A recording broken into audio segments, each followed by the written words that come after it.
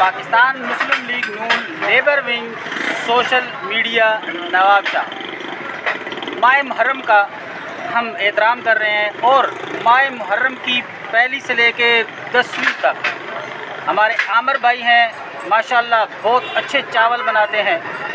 पहली से लेके 10वीं तक जो भी मोमिन या जो भी हजरात आमर भाई से देग बनवाएंगे, फ्री ऑफ कास्ट हम आपको देग बना के देंगे। सिर्फ मटेरियल आपका और आमर भाई जो हैं वो आपको फ्री ऑफ कास्ट देग बनाकर देंगे। हम देग पकाए की कोई कीमत नहीं लेंगे। इस वक्त हम हॉस्पिटल रोड पे हैं, जहां पर आमर भाई जो है वो एक देग बना रहे हैं। इसका नज़ारा हम आपको करवाते हैं। ये फ्री ऑफ कास्ट है, इस पर कोई पकाए की कीमत हम नहीं ले रहे।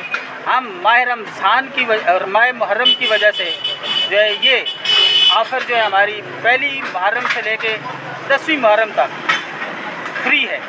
और ये है Pakistan Muslim League Noon labour wing social media की जानिब से ये ऑफ़र सब के लिए है, पूरे नवाबशाह के लिए। हम एक नज़ारा करवाएंगे जहां आमर भाई एक देग बना रहे हैं और इसकी देग की कोई कीमत नहीं है, सिर्फ मटेरियल आपका अपना होगा।